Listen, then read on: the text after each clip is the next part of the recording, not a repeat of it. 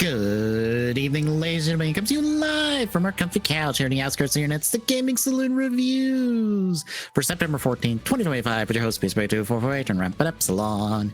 Hi. It's more Gaim.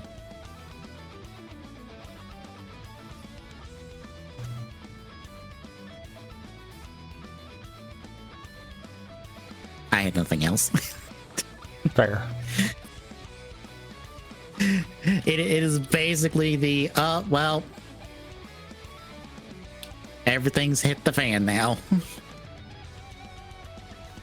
Literally. Mm-hmm.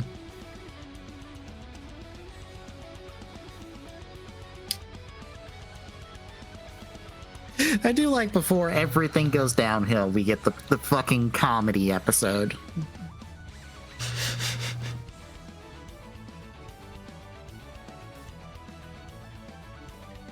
Because that's what this first episode of the 4 feels like.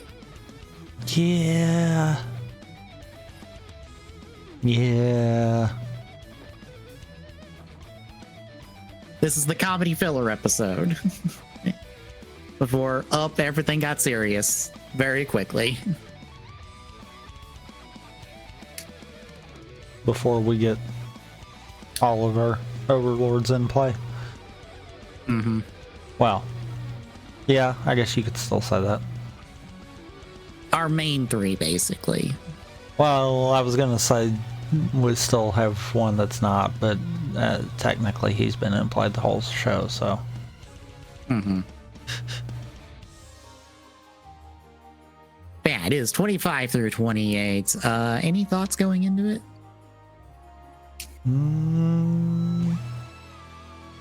No.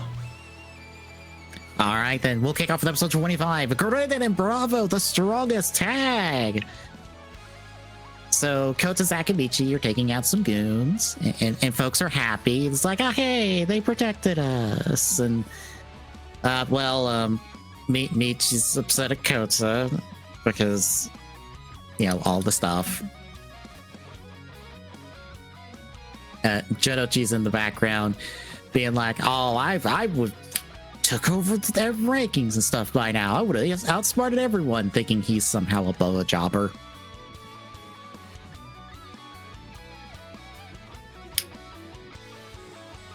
And then he sees one of his teammates going to go say hi to him, and they hang out with Mai and one of the other girls and basically dunk him. Because Jodochi, I think this episode finally realizes, no, I am a jobber. I am not important.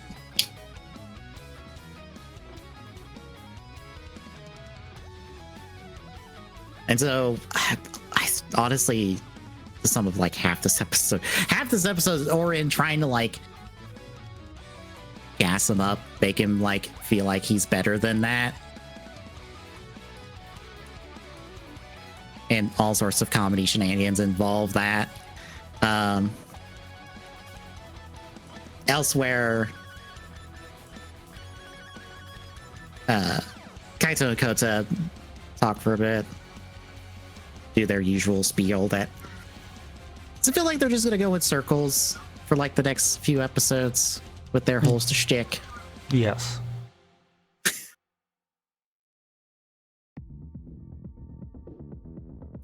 Sakura shows up to Sengoku, who is like, look, I'm not your enemy. I just want to make the game fair. So I helped out Kota to even out the odds. But now I'm going to help you by basically going, yes, there is a big shiny thing at the end of the tunnel. Go fight for it. Yes, there is a big shiny thing that'll give you godlike powers. Go kill everyone else. That way the one that I picked is going to get it. Basically. It's like, wow, you, I love this is just also confirming everything for Sengoku that he already figured out of just like, yes, there is a big shiny fucking fruit that if I eat it, I become a fucking god. I want it. I will do anything to get it. I will lie my ass off to get it.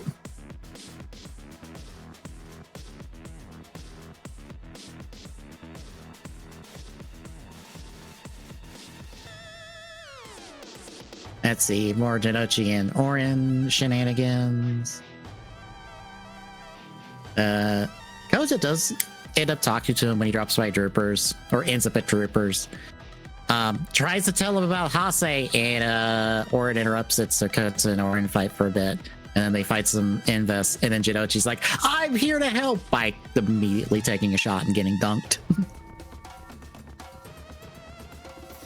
Then Kota has to save them, and then Orin carries Jinochi off, and they're buddy now. But we end the episode with Mai going to Kota being like, can we talk?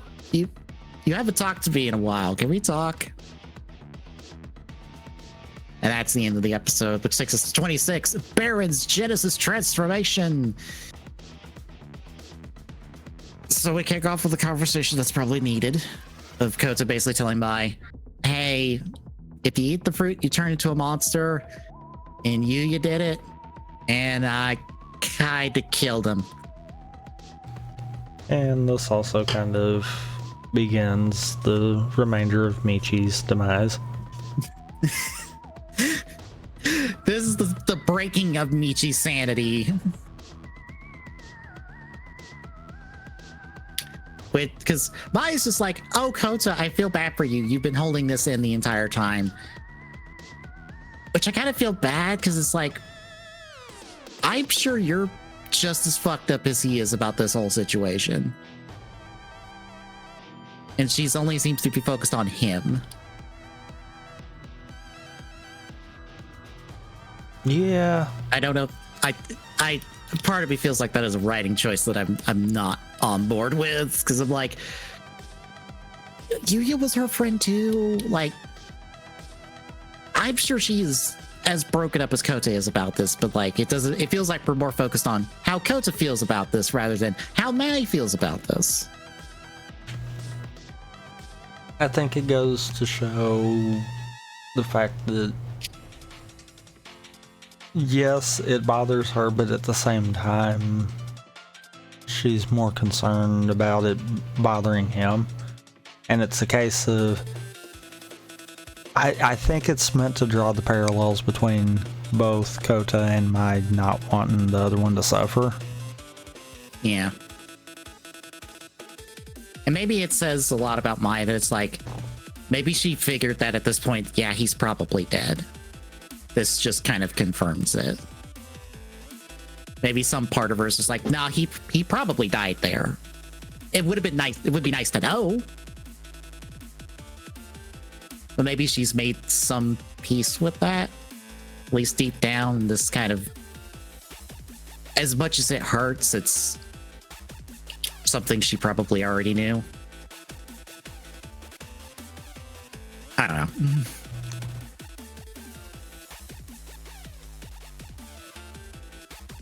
Michi and Takatoru talk about Project Art for a bit. Then Mai tells our gathered folks, basically just from Team Gaim and Team Baron, I think. I don't think anybody else from any other team is here. I don't think. Maybe some old team members from Jinochi's team are here. I don't actually think so. Okay. But Mai and Kota basically spill the beans on the whole situation, and Michi is like, yep. That's bad news. Or Mai tells them Kota's not here. He's over at Troopers. As like Bondo and his sister are like, you look happier today. I guess because like he's told at least the most important person they need to know about Yuya what she need to know, and I guess shared the burden. But our two teams decide we're going to tell the people about what's happening. And Vichi's like, that sounds like a great idea. As he's just like, Kota. And I love, it feels that he's so blatant about this sabotage, because they go to one of their stages, they're about to pass out flyers, And Michi's just behind them all, just popping open lock seeds and just dropping them at his feet behind him. Like, if any one out of them turns around and sees all those lock seeds at his feet, but he's fucking busted. That are magically gone in the next scene. Yep.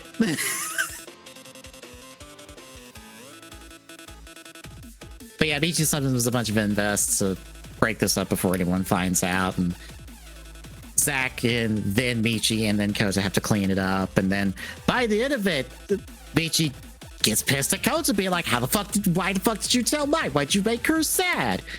What the fuck? And everyone's a bit shocked about it. And then Mai has to break it up and slaps Michi. And there goes the rest of his sanity for the majority of the series. Yeah.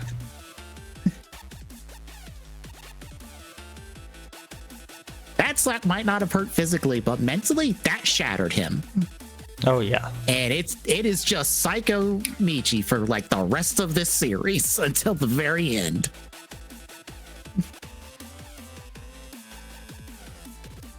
Although Kota even steps in, is just like, hey, bye, well, chill. And tries to like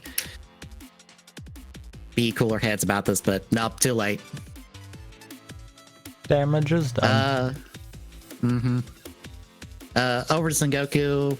He wants more data, but he thinks Kaito's not strong enough. And Minato's like, no, give him another chance. How about we give him a new belt? And we cut to him getting said belt later. Well, actually, first, Michi drops by to be like, I have a bargain for you, so you can help me murder my best friend. I have a Kaito bargain for you. You do a murder, and I will not say anything about it. But first, you have to help me do a murder.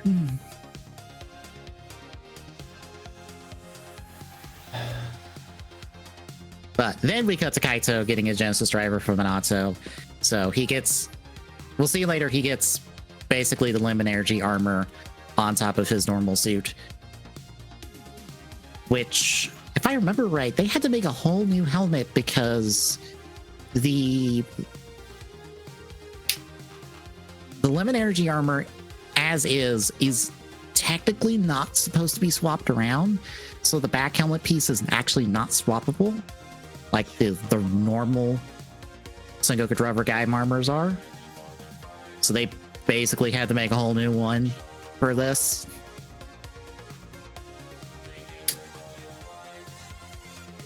I don't know if there's technically two limit energy armors. Granted, I don't think we're ever in a situation where both are Sengoku together. Yeah.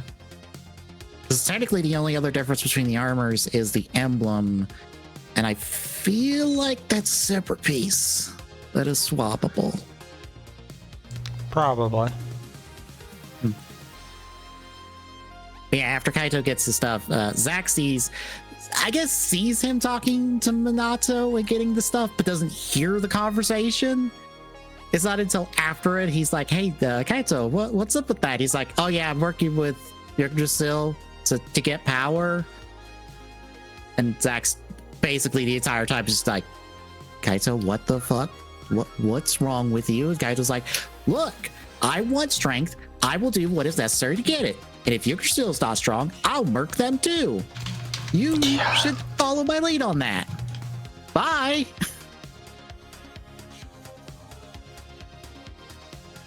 In Helheim, Kota and Michi are looking for the overlords, but this is all set up for Minato to kill Kota as she like knocks Michi aside, goes and fights Kota solo, gets beat.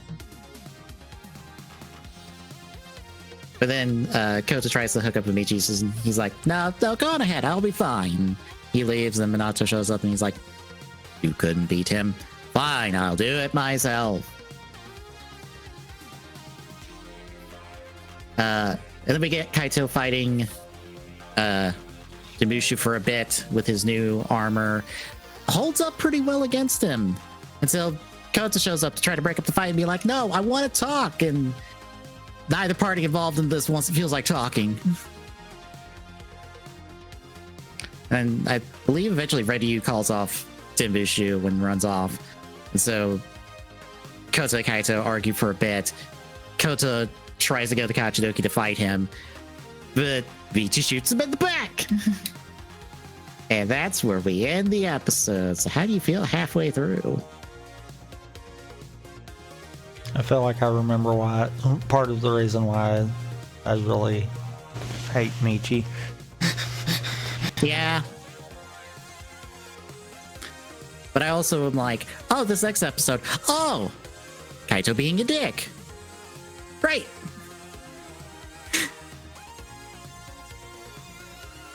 I mean, yes I love Kaito. and no. I mean, I understand him going, look, if Kota is too stupid to figure out that Michi is betraying him, that's his problem. But I'm also like, but you're willing to stand up for him and not let Michi kill him. Yeah.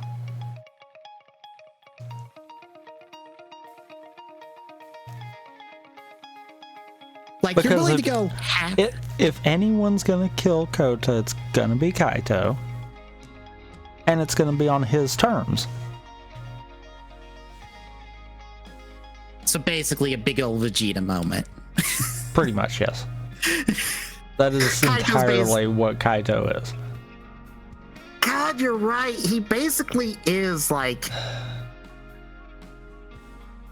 start of transitioning Vegeta, where it's like, I will help you, but only as far as it will help me to get stronger, because that's what I care about. Uh-huh. Otherwise, I don't care. Uh-huh. That makes more sense than it should.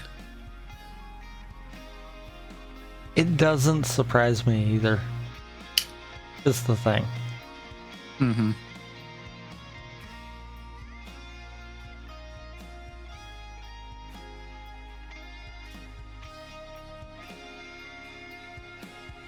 All right, well, shall we get to the second half of the episodes? Yeah, yes we shall. All right, episode 27, When You Know the Truth.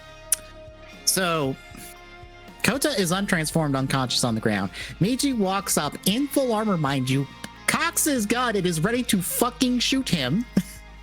Before Kaito's like, no, no, no, no, no, no, no. If you want to kill him, you kill him fighting him. You do not kill him unconscious. And if you have a problem with that, you can fight me and I will murder you.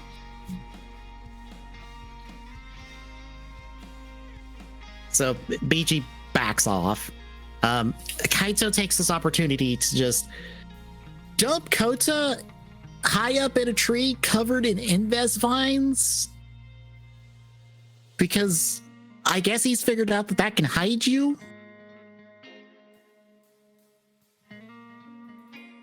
No, I don't think it's so much that. I think it's that he was hiding him from Michi. That too, I guess. I just love the image of a head of just like Kaito just hauling Kota up this tree, probably transformed, dumping him there, throwing a bunch of vines on him. It's like, he'll probably be fine in a couple hours, as long as he doesn't fall out of here on his head. We know that Kota wasn't transformed, at least. It would have been funnier if both were. Yeah.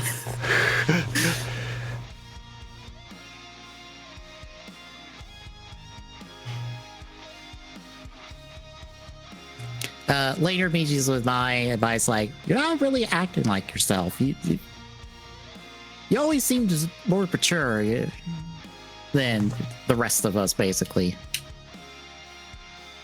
Then we get a flashback after Takatora takes a shower and gives a scene for the female and some men in the audience, because Takatora ass. I think. I'm trying to remember if I might be misconstruing the shower scene he has in the V cinemas, because I'm pretty sure we see his ass in the V cinema. I don't think we see it here. I don't think we do. Okay, but we do get basically a half deck of Takatoa for a bit. Yeah. Which is for the moms in the audience and some dads too. But basically, Takatoa flashes back to the first time he transformed and it almost killed him, and Sengoku was all concerned about him. And why do I feel like this flashback is colored in a certain way? Why do I feel like this flashback is supposed to make people care about Sengoku and no one cares?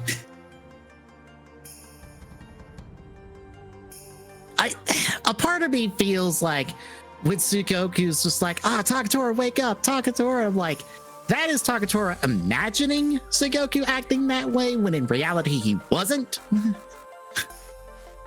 I feel like Sengoku would be more like poking him with. He might have been. Okay. Somehow that doesn't fit with him now. If you can believe that actually happened, then yes, I could see him doing that. Mm-hmm. Otherwise, yeah, no. Because I feel like this is supposed to be essentially that's the same thing that Guy got in 01. Mm-hmm. Where it's supposed to show he wasn't always like this. Things have made this happen. Yeah. I feel like now if that happened, he'd be poking Takatoa with a stick, being like, is he alive? He's still alive. Damn. Oh well. Toss him in a hospital bed. We can try again tomorrow.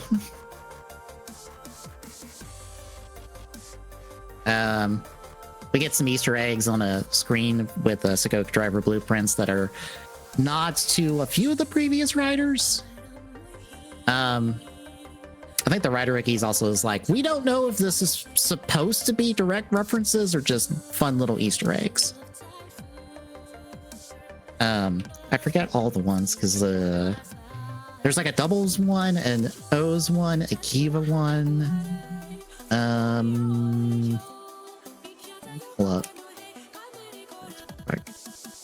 Yeah, Wizard one, a Forze one, an O's one, a double one, a Decade one, and a Kiva one. So basically the last 6 riders, basically, before Gaim.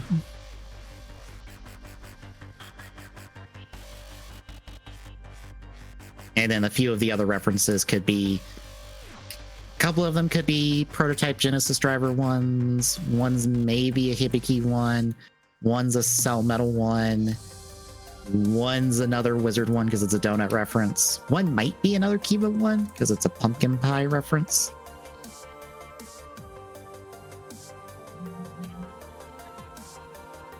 But yeah. This gives us another flashback where Takatoa is just like, all your ideas of this advanced species and stuff is like, look, we're focused on saving humanity, so we need more drivers. And this pisses off Sengoku and starts his betrayal.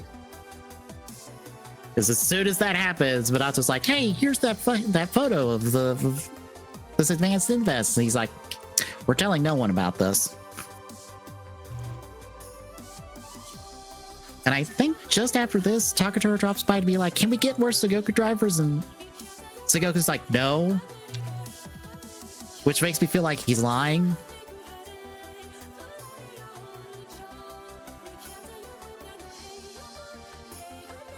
Maybe. I mean, the excuse he uses could be legit. Yeah. I'm just like, you could probably get more than 1 billion, couldn't you? You have means. You're a smart man.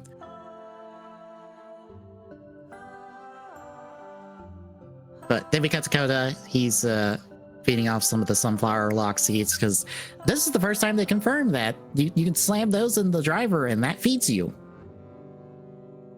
But because that's how they're basically going to survive the apocalypse. It's like, I guess that is confirmation that you can control What lock seed you pull? I guess. Because it would be like, oh, I need food. I need to pull a sunflower one.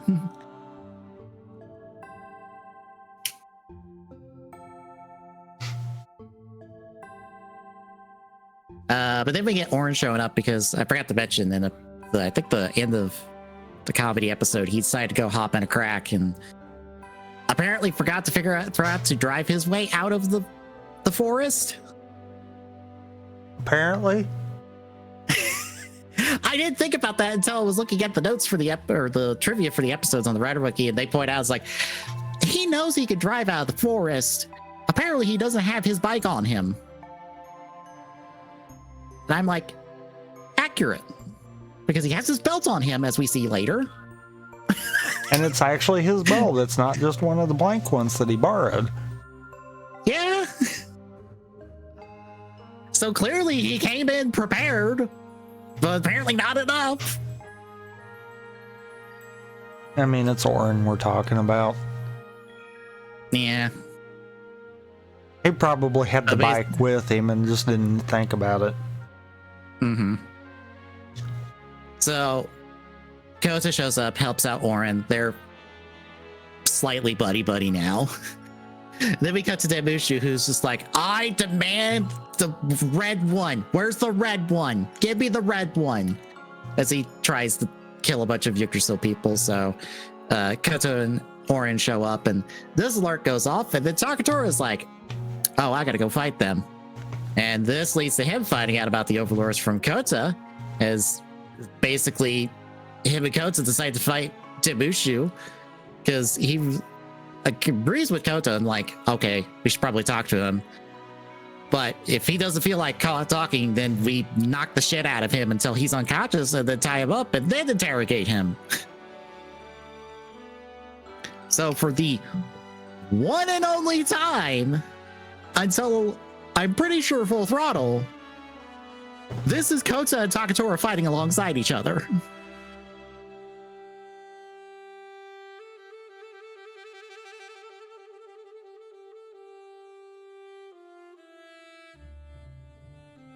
That is a crazy thought.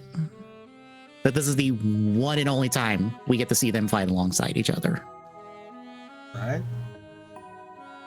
And they are effective. Because they basically demolish Demushu and basically force a standstill until the Overlord King is just like, back the fuck off, Demushu. I don't know what the fuck you're doing. Stop fighting people. Roshu. Yeah, Roshu. I forgot his name. He does get mentioned. Okay, I completely forgot his name. I think this batch is when we officially had names for all three. Yeah. But yeah, Roshu is like, knock it the fuck off. Leave. Don't make me get over there. I can still kick your ass.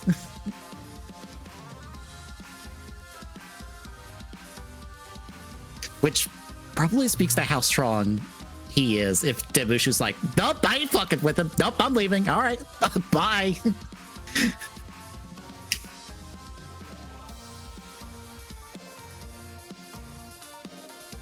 But after they try to give chase for a bit, the two of them talk. They see each other on Transform. Takatora gives his first name because we have to preserve the twist. And then they handshake, and then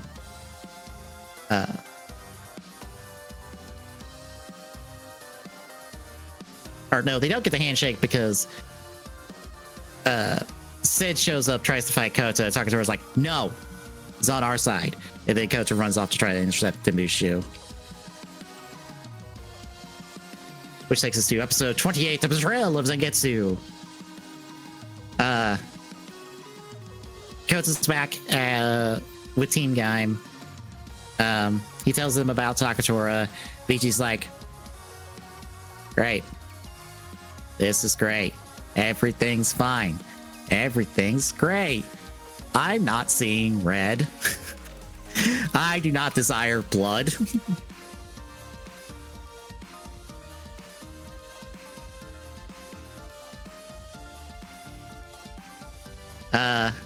Coach tries to go out to find a job. The next day, it will fail miserably because he has to go fight Invest for a minute.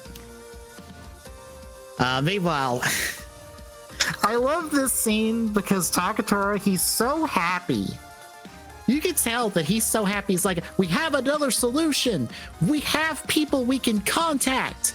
We can try to negotiate. We don't have to murder 6 billion people. And everyone else in the room is like, yep, great, boss. Yep, this is great new information.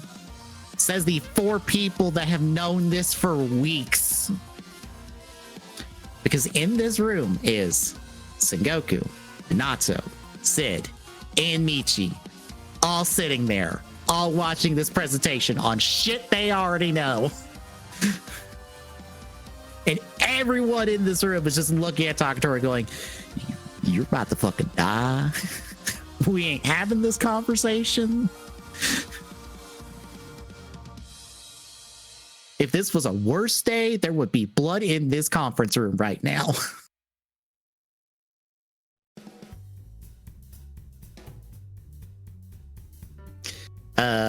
Ryushu punishes Demushu for a bit.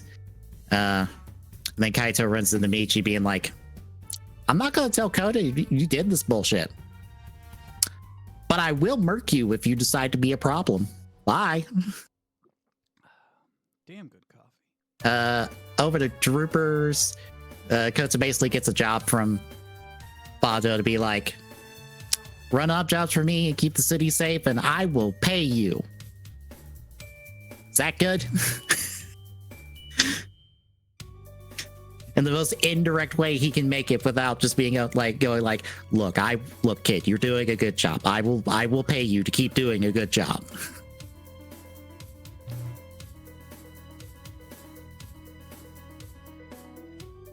Back at Yggdrasil, Takatora talks up Kota. Michi's like, great. You even like Kota now.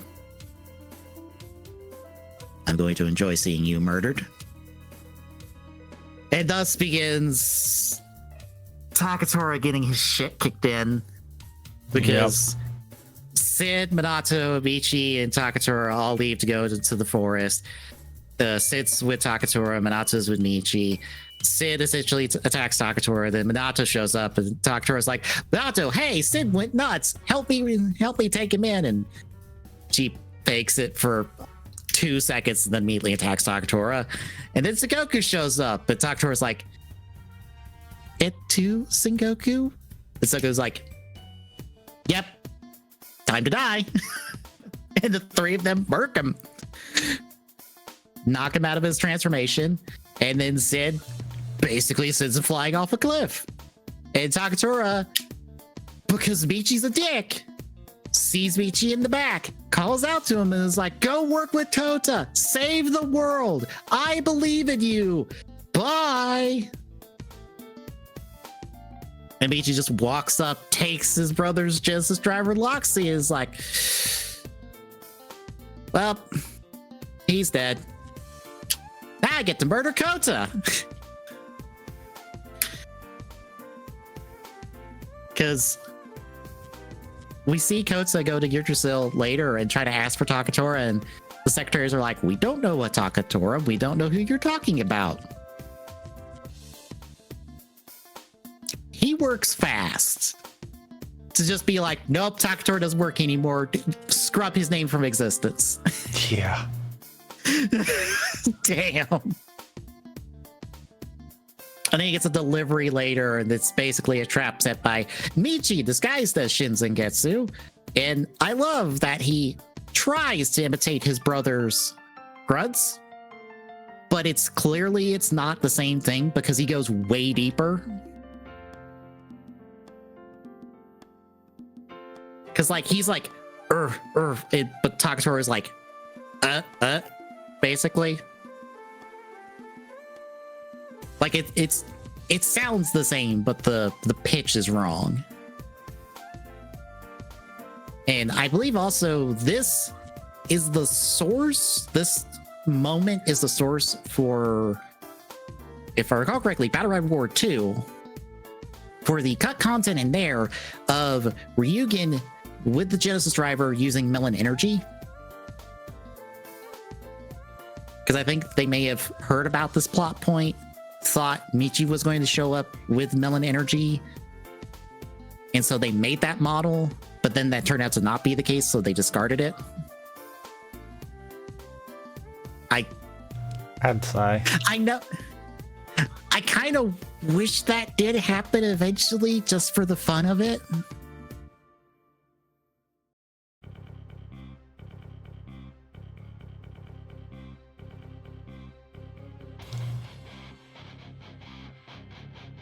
But yeah, Kota's all confused because he thinks Sakatora is attacking him. Then Kaito shows up to be like, I see what's going on here. Decides not to elaborate and just decides to fight Sakatora, and eventually Kota just gets pissed, goes Kachinoki. He's like, all right, you want to fight? You want to have at it? Fine, I'll fight you. And then fucking stomps a butthole in Michi and sends him packing while Kaito has to deal with doing this. And I think for the first time starts using the Sonic Arrow reverse grip. I don't know why I always notice that detail about him, but he's like, I always just like, oh yeah, he's holding it reverse grip, because I just noticed that I don't know, there's just something about the grip on it that is just like, oh yeah. But yeah, that basically ends the episode with Sengoku taking over Gear Crystal, basically. So how do you feel about the back end?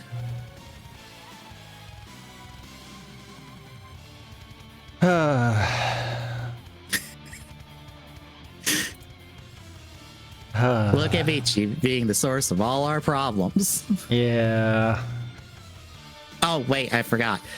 Actually, though, the episode ends with Sid blowing up the shield and the generator that keeps the crack open, and you're still going, all right, Sector's out the way. I'm going to go get the gold fruit. Bye, fuckers.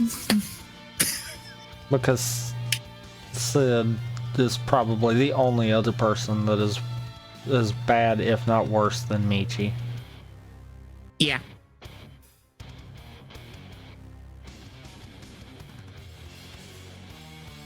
Yeah, Sid has essentially just gone, well, I've used you. You've all done everything I needed you to do. I'm gonna go get my shit kicked in now. Bye. Because I'm pretty sure he's dead in like 2 episodes or so.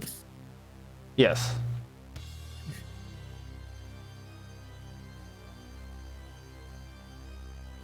No, it's 3, because episode 30 technically is the flashback episode.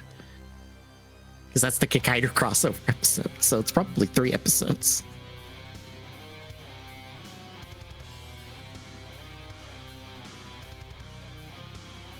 But yeah, just damn. It sucks to just have like having that Kota Takatora team up and be like, well, that's all we get.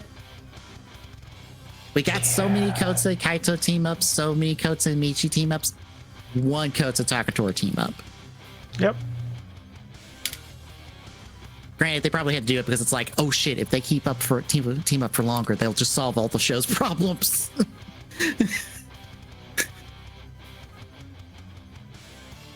Because oops, the 2 strongest people in the show are together. No one can take them.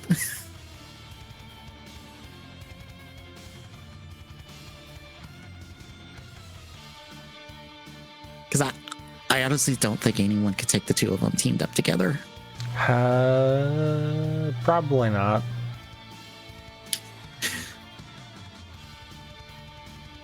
But yeah, that is basically it. Anything else? No.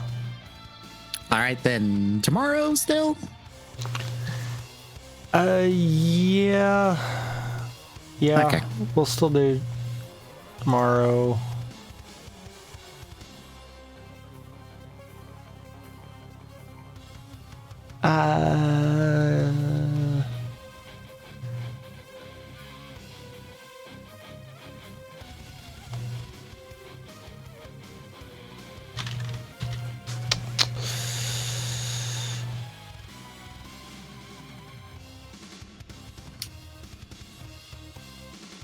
can't decide on which I'm one. not sure which one.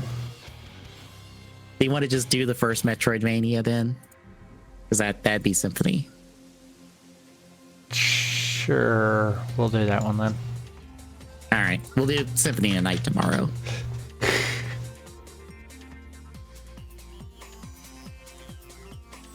Yeah, that's Monday tomorrow. Thursday, more CAD. Friday, wrestling in sport. For Cubage. Next Saturday.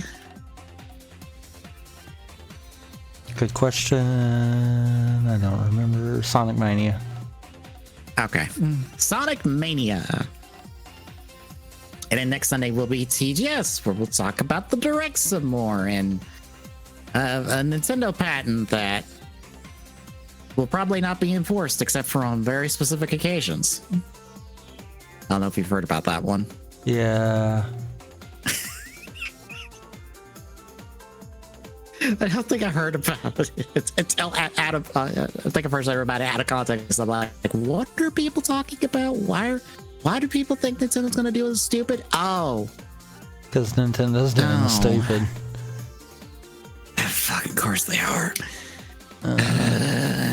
Fine, whatever. We'll see if they pull the trigger.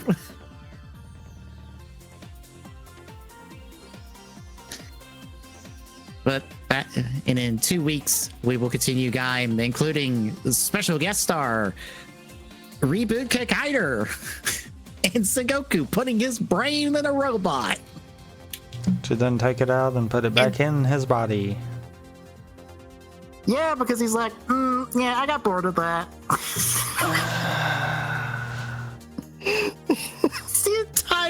The entire reason that episode exists is because Sengoku was like, oh, a cool robot. Oh, it has a place to put one's brain in it. I'm gonna put my brain in it. Oh, that sucked. I'm gonna take my brain back out. I'm gonna ignore this ever happened. It's the dumbest possible way to just be like, you have to do a crossover episode for Kikaider. We have to promote this movie somehow. And they found the dumbest way possible to do it. But that'll be in 2 weeks. So if you like what you see, folks, drop a follow. We really appreciate it. If you want to give us gift us subs or bits, you could do that. That's the thing. It is September, so you do get a discount on subs.